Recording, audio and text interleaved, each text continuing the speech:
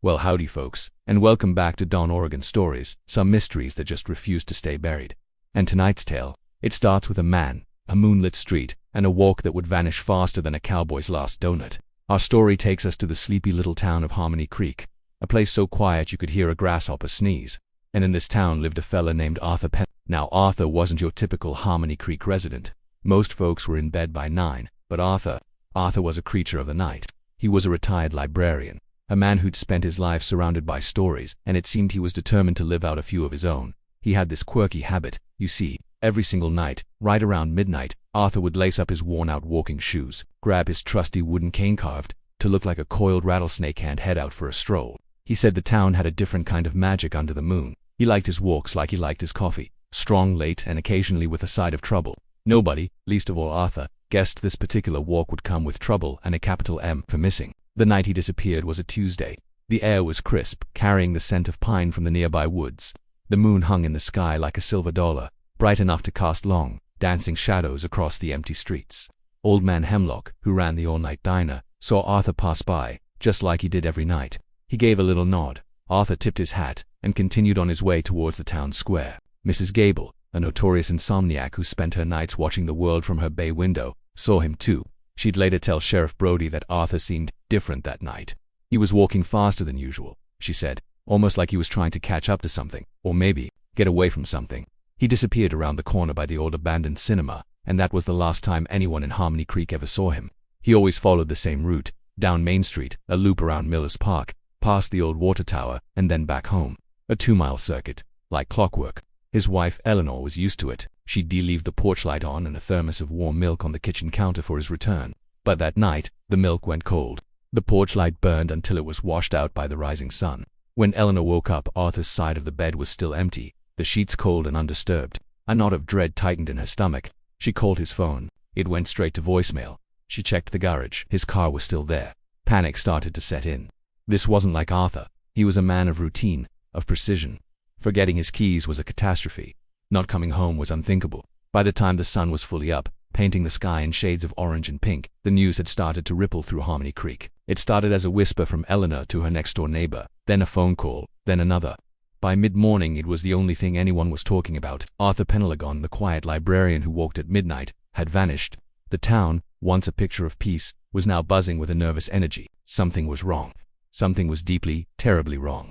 The empty streets of the night before now felt less peaceful and more sinister.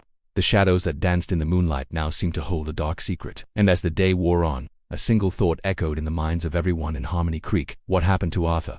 By sunrise, he was gone, and the town was already whispering, something's not right. Now, Sheriff Brody, he is a man who has seen more strange things in this county than a 3-eyed coyote. He'd handled everything from runaway cows to a dispute over the world's largest pumpkin. But a missing person, one who vanished into thin air on the safest street in town, that was new. He drove over to the Pendragon house, his cruiser kicking up a little dust on the quiet street. Eleanor met him at the door, her face pale, her hands trembling. She told him everything. About the walk, the routine, the cold thermos of milk.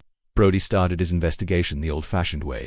He walked Arthur's route himself, his boots crunching on the same pavement. He squinted at the ground, looking for anything out of place, a scuff mark, a dropped item, anything. He found Arthur's cane. It was lying in the middle of the path in Miller's Park, right by the old oak tree. The rattlesnake carving seemed to stare up at him, but there were no signs of a struggle. The ground was undisturbed. The cane was just lying there. It was as if Arthur had simply set it down and walked away, or maybe floated away. The search party was formed by noon. Half the town showed up, armed with flashlights and good intentions. They combed through Miller's Park, shoulder to shoulder to shoulder. They checked behind every bush, in every ditch, and even peered into the murky waters of the duck pond. They called his name until their throats were raw. Arktug, Arktug, but the only reply was the chirping of birds and the rustle of leaves in the wind. He was gone. As the day turned into another night, a chill settled over Harmony Creek that had nothing to do with the temperature. The porch lights flickered on one by one, but they didn't seem as welcoming as before. The familiar streets now looked like a maze of shadows and secrets. Everyone was looking over their shoulder. The late-night walk that was once Arthur's private ritual had now become the town's shared nightmare. What kind of trouble did he find out there in the dark? The kind that leaves no trace, no sound, no witnesses. The kind that swallows a man whole. Back at the station, Sheriff Brody stared at the town map, a red pin marking the spot where the cane was found. It made no sense. People don't just evaporate. He thought about Mrs. Gable's words that Arthur was walking faster, like he was chasing something, or being chased. Brody took a long sip of his cold coffee. This wasn't a simple case of a man getting lost. This was something else. This was a puzzle, and he had a gut feeling that the missing piece wasn't anywhere on this map. It was out there, in the darkness, waiting. The mystery of Arthur Penlaggon's midnight walk had just begun, and the silence it left behind was louder than any scream. And that's where we'll pick up the trail next time. Don't you go wandering off now. Thanks for watching. Friends and families started to get that sinking feeling in their stomachs. He was supposed to be back hours ago. A quick check turned into frantic calls, and soon the police were involved, their flashlights cutting through the deepening twilight. The initial search of the area kicked off, a mix of organized procedure and raw, desperate hope. Right away, things got weird. There were footprints, clear as day in the soft earth, leading from his last known location, and then just stopping, abruptly, like he'd been plucked right out of his shoes. Not far from where the tracks vanished, they found a jacket, one his friends immediately recognized. It was just lying there, folded neatly on a rock. Why would he take it off and leave it like that, especially with the evening chill setting in? It was like he'd been swallowed by the earth, or maybe a very sneaky coyote with a flair for the dramatic. Either way, the local dogs were clearly judging everyone for panicking, sitting on their porches with an air of "I know something you don't know." Investigators started pulling security camera footage from nearby businesses and homes. They found him on one camera, walking normally, and then nothing. The next camera down the road, which should have picked him up just a minute later, showed an empty street. There was a time gap, a black hole in the digital record that made no sense. A couple who was out for a late walk reported seeing someone matching his description, but they said he seemed to be talking to someone who wasn't there. As the first night bled into the second day, the story started to ripple through the local community. People began to come forward with their own strange tidbits. An old farmer swore he heard a sound that night, not like any animal he knew, more like a low, vibrating hum that made the fillings in his teeth ache. Another person, a truck driver on an early morning run, reported seeing strange pulsating lights in the sky over the very woods where the search was focused. He'd dismissed it as fatigue, but now he wasn't so sure. Each new piece of information was like a breadcrumb, eagerly snatched up by the police and the growing crowd of volunteers. A footprint here, a strange light there, a missing minute on a security tape. Each lead seemed promising, holding the potential to crack the whole thing wide open. And yet, every clue, when examined, seemed to dissolve, leading them down a path that ended as abruptly as those first footprints. It was like trying to catch smoke with your bare hands. Each lead vanished into thin night air.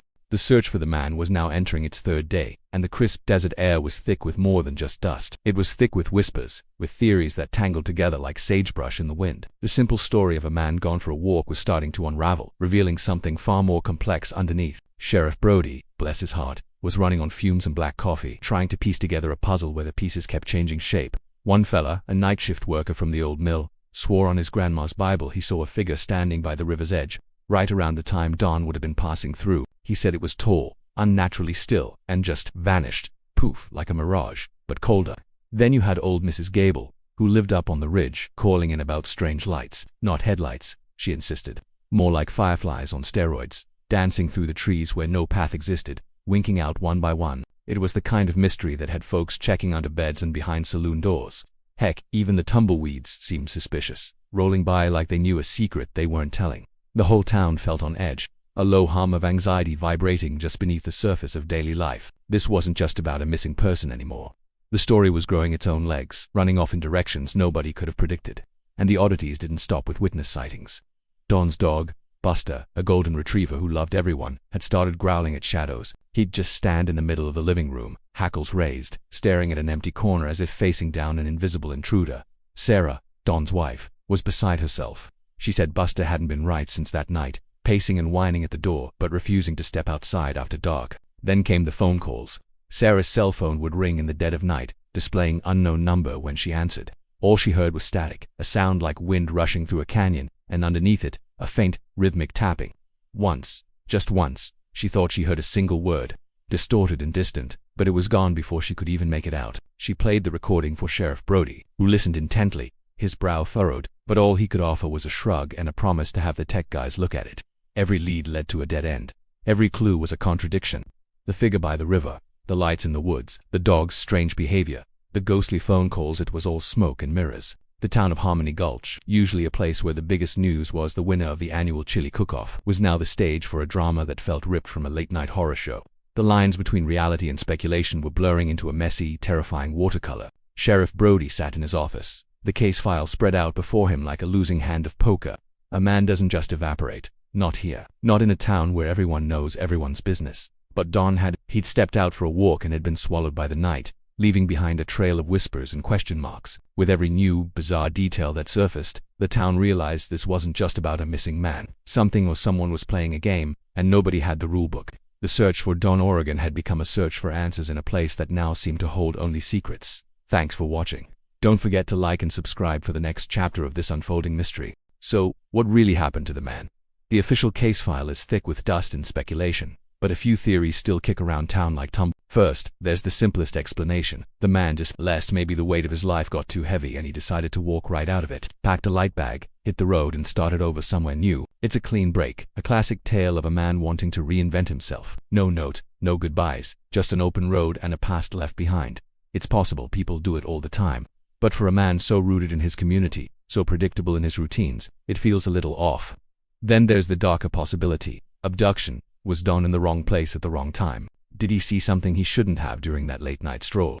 The road he walked was quiet, secluded, a perfect spot for an ambush. Maybe it was a personal grudge, a deal gone bad that nobody knew about, or just a random act of violence. The sheriff's department chased down a few dead-end leads, but without a body or a ransom note. The trail went cold faster than a winter night in the high desert. This theory leaves a chill in the air, a reminder that even on the quietest streets, shadows can hide teeth. And then there's the other stuff. The whispers you hear at the local diner after the third cup of coffee. This is a land of wide-open skies and old legends. Some folks say Don didn't walk off or get taken by a man. They say he was taken by something else. Strange lights were reportedly seen in the sky that night, hovering over the very path Don used to walk. Could he have stumbled into something not of this world? A phenomenon we don't have words for. It sounds like something straight out of a campfire story, but in these parts, the line between folklore and fact can get mighty blurry. Was it a simple case of a man running from his own life? A brutal act of foul play hidden in the darkness? Or did he encounter something truly unexplainable out there on that lonely road? One thing's certain in this town, a late-night walk can turn into a legend, and some mysteries, while they ride off into the night, leaving even the bravest sheriff scratching his head. Thanks for joining us on this journey into the unknown.